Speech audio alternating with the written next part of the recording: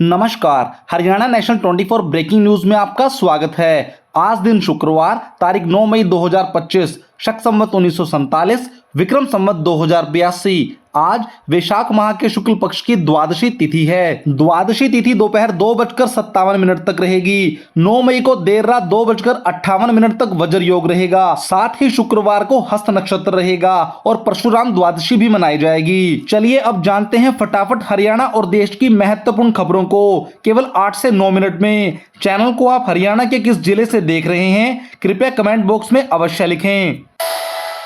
भारत ने लाहौर, कराची और रावलपिंडी समेत 9 शहरों पर ड्रोन अटैक किया। अमेरिका ने नागरिकों को तुरंत लाहौर छोड़ने के लिए कहा। पाकिस्तान के पंजाब प्रांत में इमरजेंसी घोषित। ऑपरेशन सिंदूर के अगले चरण में भारत ने पाकिस्तान पर बड़ा एक्शन लिया। पाकिस्तान के 3 बड़े शहर लाहौर, कराची और रावलपिंडी को निशाने पर लिया। पाकिस्तान के H-9 एयर डिफेंस सिस्टम को तबाह किया। न्यूज एजेंसी ANI ने यह जानकारी दी है। हमले के लिए भारत ने इजरायली हार्पी ड्रोन का इस्तेमाल किया। पाकिस्तान का पंजाब चंडीगढ़ के 8 सैन्य ठिकानों पर हमला।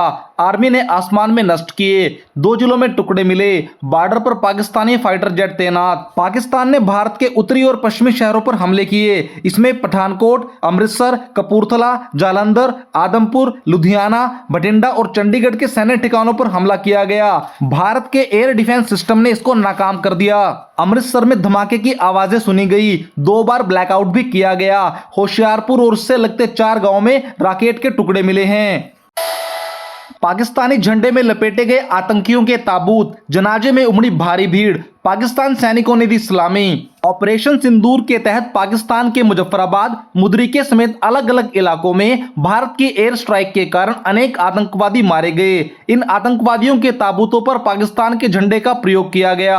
आतंकवादियों के जनाजे में अनेक लोग शामिल हुए। इसमें पाक सेना भी शामिल हुई और शोक मनाया। ऑपरेशन सिंदूर के बाद हरियाणा में हाई अलर्ट। पुलिस विभाग, फायर ब्रिगेड और हेल्थ विभाग में छुट्टियां कैंसिल कर दी गई हैं। हिसार एयरपोर्ट में भी एंट्री बंद कर दी गई।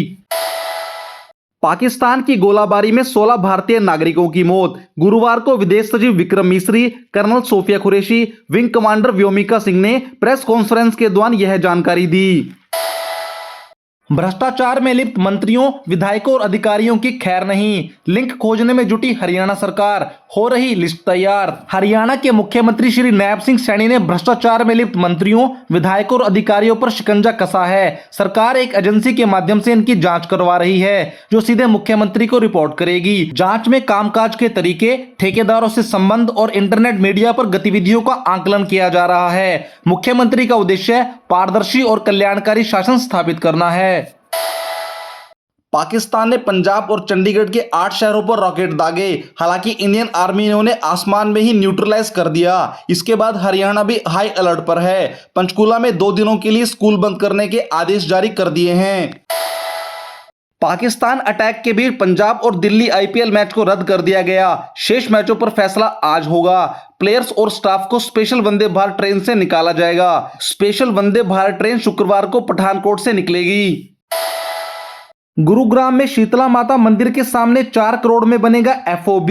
लोगों को मिलेगी बड़ी राहत। मंदिर के सामने राहगीरों की सुरक्षा के लिए 4 करोड़ रुपए की लागत से एक नया फुट ओवरब्रिज का निर्माण किया जाएगा। यह FOB 1.5 साल में बनकर तैयार होगा। इससे श्रद्धालुओं को सड़क पार करना सुरक्षित हो जाएगा। निर्माण में बाधा बन रही दुकानों को नोटिस जारी किए गए हैं। पाकिस्तान में हुई एयर स्ट्राइक पर हरियाणा के नेताओं ने एकजुटता दिखाई। मंत्री अनिल विज ने कहा कि पाकिस्तान ने आतंकवादियों का साथ दिया, अब वह अपनी करनी का फल भुगत रहा है। पूर्व मुख्यमंत्री भूपेंद्र सिंह हुड्डा ने इसे शहीदों के लिए सच्ची श्रद्धांजलि बताया। नेताओं ने आतंकवाद को जड़ से खत्म करने की बात कही। पंजाब में पाकिस्तान का फिर हमला। पठानकोट में पाक फाइटर गिराए जाने की खबर। जम्मू, राजस्थान, पंजाब पर ड्रोन और मिसाइल से हमला। बॉर्डर पर लोगों को बंकरों में शिफ्ट किया गया है। जालंधर में ड्रोन से 3 बार हमला किया गया। 3 दिन स्कूल और कॉलेज बंद करने की खबर है। न्यूज एजेंसी ANI के मुताबिक पठानकोट में पाकिस्तानी जेट गिराया गया है। हालांकि सरकार की तरफ से इसकी पुष्टि होनी अभी बाकी है। भारत के एयर डिफेंस सिस्टम ने आसमान में ही अधिकतर पाकिस्तानी हमलों को मार गिराया है।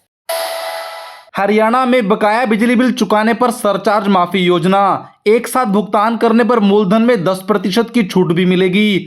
बिजली विभाग ने शुरू की सरचार्ज छूट स्कीम।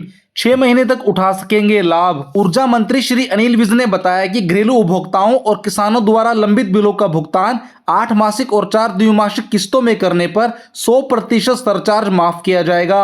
एक साथ भुगतान करने पर सरचार्ज माफी के साथ मूलधन में 10% की छूट भी दी जाएगी। स्वास्थ्य एवं परिवार कल्याण मंत्री आरती राव ने कहा है कि तनावपूर्ण हालात को देखते हुए स्वास्थ्य विभाग के सभी अधिकारियों और कर्मचारियों की छुट्टी पर प्रतिबंध लगाया जाता है। उन्होंने स्पष्ट किया कि राज्य में यह निर्णय स्वास्थ्य सेवाओं की निरंतरता और कुशलता के लिए लिया गया है, ताकि संकट की स्थिति में हम हर तरह से तैयार रह सकें। वर्तमान परिस्थितियों को देखते हुए मुख्यमंत्री श्री न्याब सिंह सैनी ने अपने सभी प्रस्तावित राजकीय कार्यक्रमों को स्थगित करने का निर्णय लिया है। इस निर्णय के तहत करनाल के सालवन सहित राज्य के अन्य स्थानों पर होने वाले सभी कार्यक्रम फिलहाल स्थगित किए जाते हैं। डेरा ब्यास से संबंधित सभी श्रद्धालुओं के लिए महत्वपूर्ण सूचना। 11 मई को होने वाले डेरा ब्यास में भंडारे को रद्द कर दिया गया है। कृपया सभी श्रद्धालु ध्यान दें। पाकिस्तान द्वारा पंजाब और चंडीगढ़ में हमलों की कार्रवाई के दौरान ऐसा किया गया है।